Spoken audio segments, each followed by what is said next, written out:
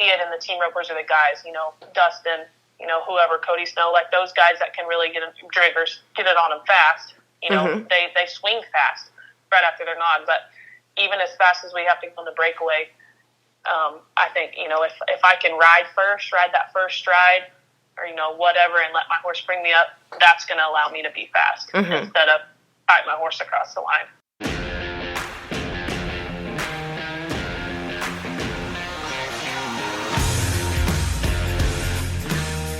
This is Chelsea Schaefer, and this is Season 4 of The Score. You all have listened to this podcast 750,000 times, and we are here in Season 4 to bring you even more of what you love.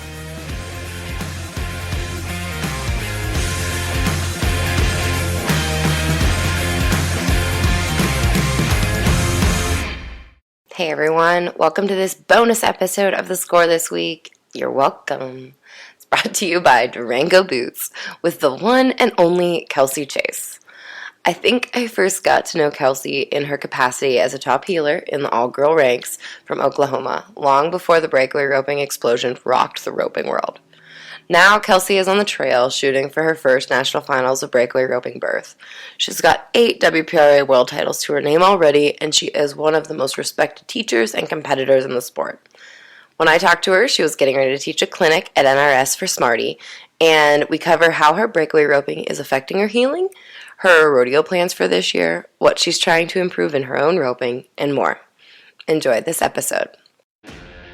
This episode is brought to you by Durango Boots. Durango takes great pride in its Western heritage and is committed to making durable boots men, women, and kids can rely on.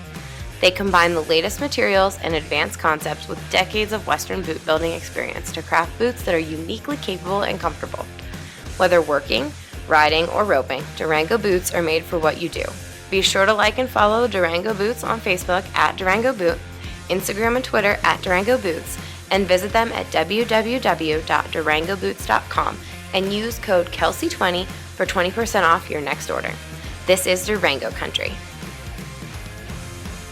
Hey, if you like everything that's on this episode, you are going to love the Breakaway Roping Journal. I don't know if you've all checked it out yet, breakawayropingjournal.com. It's full of breakaway roping tips, personalities. We put a lot of effort into it. It's kind of our baby. So I hope you will stop by and check out breakawayropingjournal.com. Also, we are running a print edition of the Breakaway Roping Journal coming up next in our August issue. We'll do it quarterly, so you can look for it in August. The advertising spots are still open for that issue, so if you are interested in advertising, get at Nick Griggs. His number is 806-622-2225. He is taking advertising. That's also N. Griggs, N-G-R-I-G-G-S at equinenetwork.com. Thank you for joining me today. You're in the middle of some schools. Is that what you're doing? Tell me what you're up to. Yes, we're at the Smarty Young Pro Camp, I guess, here in Decatur at NRS. So are you in your healing brain right now, or are you in your breakaway roper brain? Or is it the same? Breakaway roper. Jackie Crawford, Shelby Beaujolais, and I are all going to help this afternoon. So Gotcha. How is your healing brain? Like, have you been healing much since the breakaway roping explosion began, or? The all girls have been really good. Of course, I try to hit as many of those as I can. Mm-hmm. I break away way more than I heal, but I do try to stay healed up and ready to go to those, I guess. We'll go to Alvarado this weekend, and then Wendy Ryan's coming up, and then we get to go to BFI again, I guess, in June. So I rope the sled a lot, try to keep that, going, but mainly just a breakaway roper, I guess. Do you have more or fewer heel horses than you used to now? Honestly, I actually don't own a heel horse right now. My boyfriend has 2 that I get to ride, so that's pretty nice. The little mare that I rode the last couple of years, I sold to a girl, and then she's been breakawaying on her, so I actually don't own one right now. Oh, man.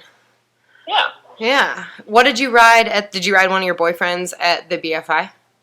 Yes. I rode both of them, actually. He's got a paint horse, and then he's got a sorrel gelding that I ride, so I gotcha. I usually, especially anymore, the all girls, you know, we get to enter, and then we also still draw. Draw too, so I try to take both of them that way. I can even up the rounds. Yeah, absolutely. Well, what's your breakaway plan this summer? Last summer, okay, so obviously there was a little bit of talk about you not making the national finals of breakaway roping last year, and you and I talked about it when I ran into you in the fall, that you said, like, man, you did try to go. It wasn't like you weren't not trying to go or anything like that. Tell me about what happened last year, what your year was like last year, and what the plan is this year.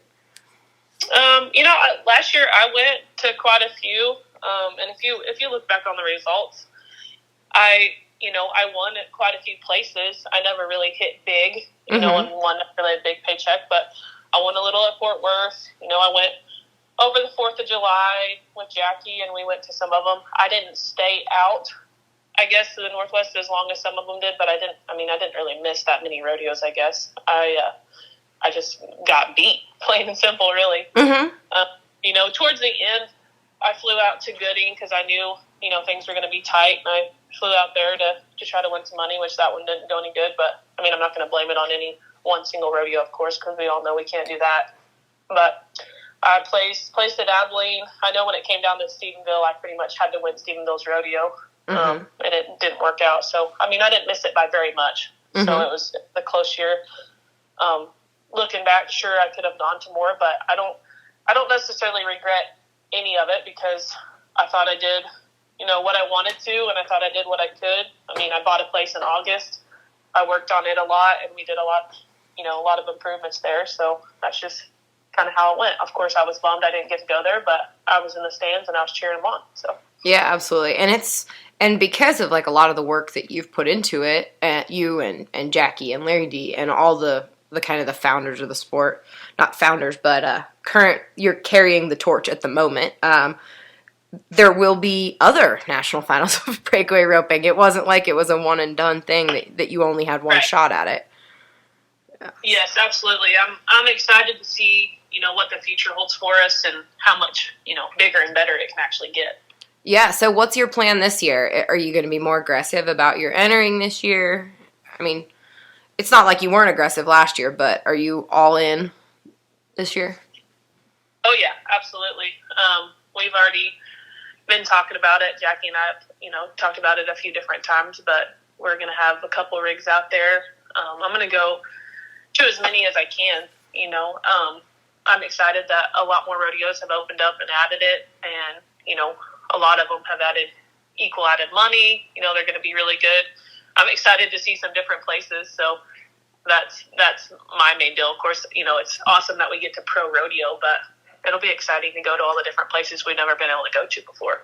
Yeah. Like, once we, I guess, kind of leave for Reno or a little sooner, we'll take a rig out there. I know we've talked about having a rig start in Pecos, go to Pecos, Prescott, and Greeley, and have another one kind of Reno, Prineville area. So it'll be exciting. It'll be a huge learning deal for all of us, of course, because we've never had to do it. But, you know, Jackie's got Charlie to help us out. And of course, we know, you know, a bunch of the guys that have been going forever. So it'll be fun. Yeah. Now, do you have enough breakaway horses right now? Like, I was just at Hope and LD's this weekend, and they were trying horses. Like, do you feel mounted enough at this point? I've got two. Honestly, I've kind of been thinking about that too, and maybe worried about it a little bit. You know, I have Little Man, my main breakaway horse right now, the little chestnut horse, and then I have the roan horse still that I rode before him. I've taken him to a couple places. He's not as good maybe as he has been before, but that's kind of going to be my backup right now, I guess, per se. Of course, yeah, I wish, you know, maybe I wish I had like 3 Little Mans, but that's never going to happen, I don't think. So, but I do have 2, which I always kind of keep an eye out if I come across one, like, hey, I think I can afford that one, or I think I like that one, then, you know, that's always in the back of my mind. But right now I just have those 2. Yeah. Do you have, like, is Little Man the kind that you can, apologies, because I am more ignorant about breakaway horses than I am, I guess, about, like, head horses. So is Little Man going to be great at Cheyenne and Salinas? Is that still his setup? Yeah, I mean, he's pretty much, you know, he's going to be a winner at any type of setup. Mm-hmm. I mean, for sure, those types of places, I mean, his speed is his biggest deal. So those types of setups will be, really fun. But I've been working a lot at the shorter setups and the faster rodeos and stuff like that, and kind of getting his timing to where I like it. So that's been good in the last year, I guess. But I really haven't found one he's not necessarily good at. Mm-hmm. I know the roan, I get a little better go when they're dead fresh, but really, if I just do my job on both of them, I should, be successful, I guess. That makes sense. Yeah. So you and Jackie are going to be in a rig together. Anybody else? Is there going to be a bunch of girls in your rig, or? I know Shia Britton's going to enter some, which she lives with Jackie. Mm-hmm. But I think hopefully Bo Peterson gets to jump in with me. She had ACL surgery. She was college rodeo on this semester and tore her knee up goat tying, but she, I think, will be released at the end of June, and so hopefully maybe she can start during the 4th of July run. Mm-hmm. So, but yeah, it's hard, of course. I mean, everybody's going. Of course, we're going to know most of the people going, but, now rodeo and entering the pro rodeos, you can buddy, and there's, everybody has their system of how they want to enter and stuff like that. So I think it gets hard if you have too many with you per se. Of course, we would always want the rig loaded up and as full as possible. That way we can all split fuel and stuff like that. But we also have to think about where everybody can actually get in, like that. So, are you planning to nominate a bunch of stuff for the WCRA this year? Yeah, I try to pick and choose. I like to nominate a lot of the average opens, the jackpots, Mm-hmm. Just to give me a better chance at round points and average points and stuff like that, which that's kind of how I've always done. Of course, I have, nominated rodeos before. It's not like I've never done a one-header, but I try to look at it and, the more added money, the more points type deal, and I try to, I guess, go about it the smartest way that I can instead of nominate every little thing, because that stuff adds up pretty fast, of course. But yeah, I try to kind of have a little game plan about it, I guess. Yeah, for sure. And do you nominate, so when you nominate, do you nominate for both the Women's Rodeo World Championship and the Days of 47? Will you nominate for 2 segments at the same time? Yeah, I have a couple times, like I said, for the jackpots and stuff. Mm-hmm. I'll obviously toward the end, if I need, like the last time I was in the top 4, but it was close between a few of us to be able to make Corpus Christi or stay in the top 4. That way I got seeded into a perf. And so towards the end there, I might have hit a couple smaller jackpots and just nominated for that one. Gotcha. So I kind of try to keep track of the points just a little bit towards the end. Mm-hmm. That way I know where to go. But anytime there's a big one or a jackpot like that, usually I try to double dip. Mm-hmm. Gotcha. Now, are you, you're at a school right now teaching. Are you going to be able to teach any schools this year and work that into your schedule, or is teaching going to take a back seat? Honestly, I've had, I think, 5 clinics since the beginning of the year, so Mm-hmm. I did quite a few this spring, winter and spring. This summer probably be pretty tough to do that, but then maybe, come fall again, hopefully I can do a couple more, but I tried to kind of stack them up early this winter and spring, so I had a chance to go and not worry about doing as much this summer. That makes sense. So I'm glad I got those 5 in, though. We'll just kind of, I guess, have to see how it goes this summer. I know plenty of people up in the, those areas that we're going to be at. If I can make something work, you bet I'll try it. But I don't know really what's to come yet. Yeah, for sure. Now, on the more business-oriented topic, since breakaway roping, I mean, you and Jackie and LD and Hope, there's a segment of you who've always had some sponsors that you've had to manage. How has that changed? Has there been an increased interest in breakaway ropers from your experience in sponsorship? And what did you do to deal with that? Yeah, there's been a change for sure. There's been people approach me, which is good. I mean, it's a win-win on both sides. Of course, we get to go to more rodeos, different places, jackpots, stuff like that, WCRA, American, whatever it may be. There's more places to be on bigger stages now. And so I have been approached more. And I'm pretty naive about all that. I don't know as much about it. Mm-hmm. don't want to put their age, but I'm quite a bit younger than Lady and Jackie. But no, I'm still learning about it, and I'm trying to do the best I can, of course. All of my sponsors now, I truly believe in their products, and everything that they believe in. So that's kind of how I've been. I don't ever want to just jump on somebody's bandwagon just because, I truly use and believe what I've got on my shirt. So it's been, I don't know, it's been quite an experience to learn all that stuff, because you don't realize, really what goes into all of it.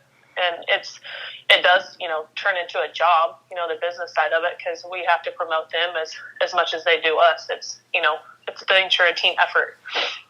Yeah. Yeah, I think did you go out and get somebody to help you with it, or do you do it all yourself?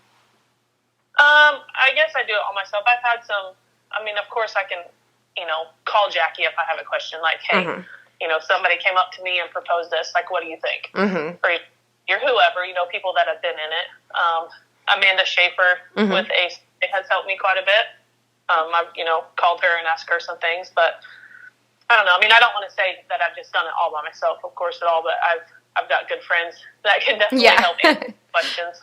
So yeah, I can imagine it could be overwhelming to try to feel your way through all those contracts and just kind of get a sense of what all of it means and how much is expected of you. Yeah. Well, yeah, and that's the deal. It's, of course, all of it's good. It's not like there's been any negative, but nobody ever wants taken by surprise and not realize, hey, you were supposed to do this and didn't do it type deal. And so that's, I guess, what you have to make sure and everybody's on the same page. Yeah. Hey, this is what's expected of you, and vice versa. So for sure. All right, we're going to take a break from this episode to talk about our sponsors, Durango Boots. The Durango brand includes a variety of styles for men, women, and kids that include performance-driven Western boots.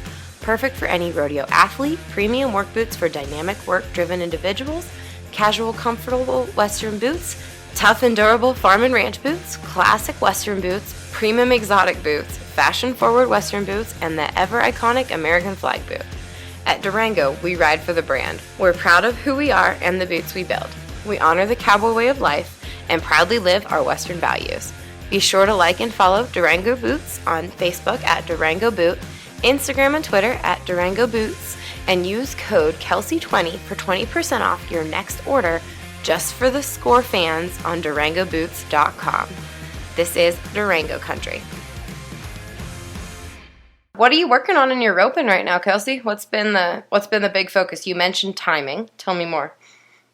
I've been, I guess, really in the box, scoring, which I always work on scoring, but leaving the box, we have to be so fast anymore. I've always been able to handle my rope pretty good. I've been blessed in that aspect. And so I'm trying to make sure that I ride the best I can out of the box to give myself a fast shot or a consistent shot every single time. Because I can be strong sometimes, but I think sometimes I try to get ahead of my horse or stuff like that. So I'm trying to really learn how to use both my horses and ride out of the box consistently every single time. And so that's the timing for me that I've been working on. Just, obviously our horses have to score so good every single time, whether we go fast or not. That's obviously the most important part. So that's a lot of what I've been working on, and just making sure they're going to be ready to go when I load them in the trailer. When you say that sometimes you can be strong and you get ahead of your horse, what happens when that happens, when you do that? Usually I try to be too fast. You watch them go too flat, 1-9, 1-8, whatever, and there's 20 girls that can do, maybe just at one spot, those 20 girls have done it. And back in the box, knowing what you have to do, and I'll get ahead of my horse, ahead of my swing, ahead of my mind, whatever it may be. And so I have to back myself off and, focus on just playing the game, play by the rules. They played by the rules. They were fast. If I draw the cap to do that, if I just do my job, I'm going to do it. So I've been trying not to beat myself, I guess, really. They use my horse, stay with my horse, and let him bring me up and get that power going. Now, do you you said use your horse. So do you like to when I just did a series with a video series with Trevor and LD, and we were discussing the different ways that breakaway ropers leave the box. And, they said, like, definitely riding your cantle out of the box rather than, like, being up and forward. Because they said, like, guys can be strong enough where they can be up and further forward coming out of the box, whereas girls need to ride their cantle out. Is that more your style? Yeah, I preach that in all my lessons in schools and stuff too. Like, I always ride first. Mm-hmm. I don't ever nod and then swing and worry about riding. Mm-hmm. Yeah, you see it in the team ropers or the guys. Dustin, whoever, Cody Snow, like those guys that can really get it on them fast. Mm-hmm. They swing fast right after their nod. But even as fast as we have to go on the breakaway. I think, if I can ride that first stride or, whatever, and let my horse bring me up, that's going to allow me to be fast instead of fight my horse across the line. Yeah, absolutely. Now, do you have a bunch of young horses right now, Kelsie, that you're working on that you're going to have to figure out what to do with while you're on the road, or what's the... I've just got one. I bought one a couple weeks ago that's found, and I plan on sending her to a reigning cow horse girl to ride, while we're gone. That way, she's kind of ready to go and softened up when I get back. But I really don't have anything. It's been kind of crazy. Jackie was pregnant and bought a bajillion horses, it seemed like, and I was twiddling my thumbs.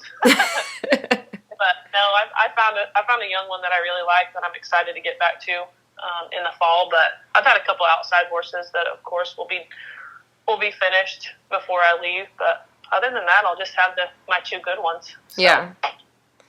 Now, your place looks beautiful. Was that a long-term goal that you had, that you thought when you were 18 that realistically you were going to be able to build that kind of place from breakaway roping? Or did you kind of like look back a couple years ago and think, holy cow, this might be a possibility? Like, how did... Yeah. It was definitely not around 18. A couple of years ago, sure. Especially I came down after I graduated college, lived with Jackie. I went back and coached a couple of years, came back down, lived with Jackie again, and rodeoed down here. And I always knew I kind of wanted to be in this area. I'm a huge home girl. I love going home. I love where I grew up. But to do what I do now, I kind of have to be down here in this area. Mm-hmm.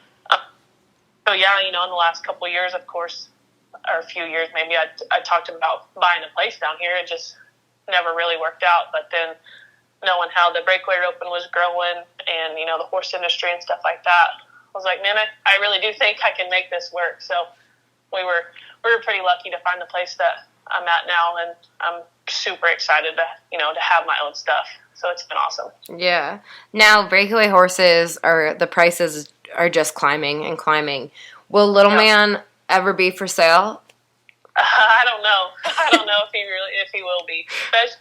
Dang sure not if I'm rodeoing. I don't know that I could ever give him up, because I don't know that I could ever replace him. Yeah. So he'll definitely be with me while I'm competing. But he's going to be the kind of horse you might be able to ride till he's 25 too, honestly. Mm-hmm. He's got quite a few more years left in him, but I would imagine he'll rest on my place for the rest of the time. How will you define success this year, Kelsie? What's if you look back, in December and think this was a good year, what will that look like? I mean, of course, yeah, my goal is to make the NFR, and I do want to be, the world champion that way. But I've looked at it a lot lately. I haven't really even been to amateur rodeos and stuff like that. And I've been okay with it. Years past, I haven't, if I miss something, it's like I have a fear of missing out. Mm-hmm. But this year, my goals have changed. Like, I'm going to pro rodeo. I'm going to work hard at it. I'm going to go as much as I can. If the cards fall right and I'm, at the national finals, hopefully we have another one, whatever that may be. We don't know what the finals will be, but if I make it and can do that, then yeah, that's a win. But, it's also a win that I get to go do it. Yes, obviously you can look at your wins and losses and have success there, but I'm just so excited to be able to have my own place, to leave, go rodeo, and come back and do that. But I don't know if I really answered your question there, but I'm definitely going to, my goal this year, my main focus is pro rodeoing. And then probably second would be the WCRA stuff, whether it be Salt Lake or the women's championship, or whatever, because I nominate in the heeling too. So that'll be second after that. But I always joke with everybody, I'm like, man, I'm ready for this pro rodeo and to take off, because I want to try it hard for a couple of years and really work at it, and then I want to start a family of my own. So I hope everything works out in the next couple of years so I can do that. Creed just makes it look like so much fun to be a boy mom. That's awesome.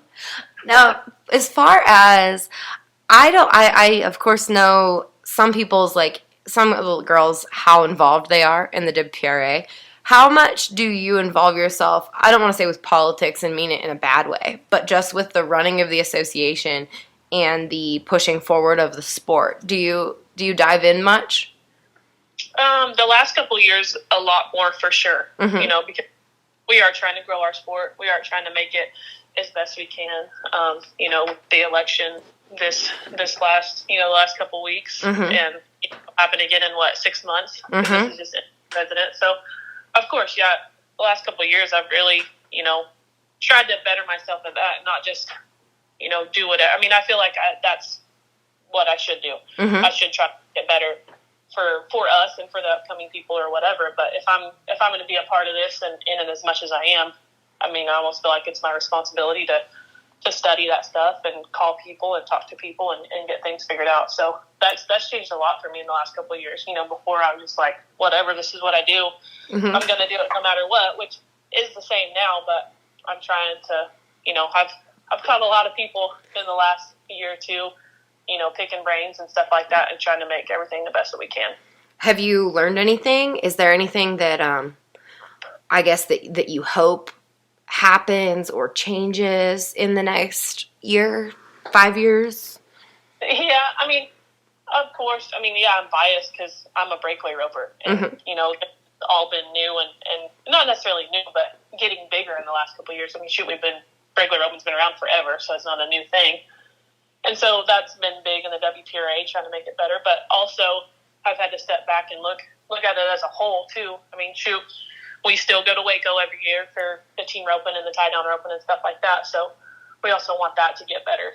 So I've, I guess, learned a lot about, what all those directors or people on the boards actually have to do. I haven't necessarily been naive to it, but if you don't ever ask and figure it out, you don't realize every little thing that they have to do. So that's, some of that's been pretty eye-opening, but also I want to, if you figure out what their jobs and their responsibilities are, then you can hold people accountable too. And I think that, that's everybody's job. There's no pointing fingers. I want to be held accountable just as much as anybody else, but I think that's a part of being a part of an association. We're all one, so we should work together that way. I gotcha. That's awesome. That makes a lot of sense. Yep. That's about what I had, Kelsie. I'm awesome. Excited to see how things go this year, and gosh, I'm so grateful that Cheyenne is gonna happen again, and knock on wood.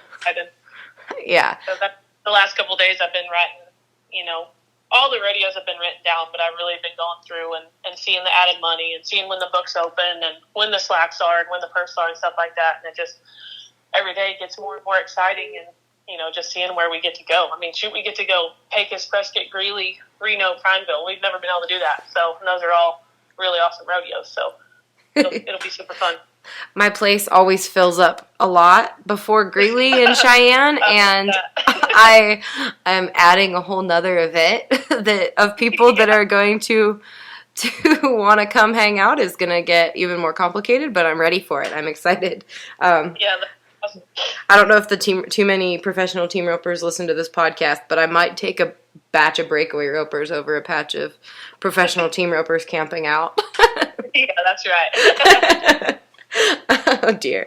All right. Thanks so much, Kelsie. I appreciate it. Yep, no problem. Thanks for having me. Talk to you later. Bye-bye. All right, bye. For over half a century, Durango Boots has been building the world's best, most lightweight, and authentic traditional Western boots.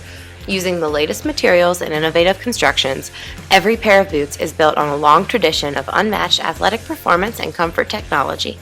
Be sure to like and follow Durango Boots on Facebook at Durango Boot, Instagram and Twitter at Durango Boots, and visit them at www.durangoboots.com and use Kelsie20 as the code for 20% off your next order.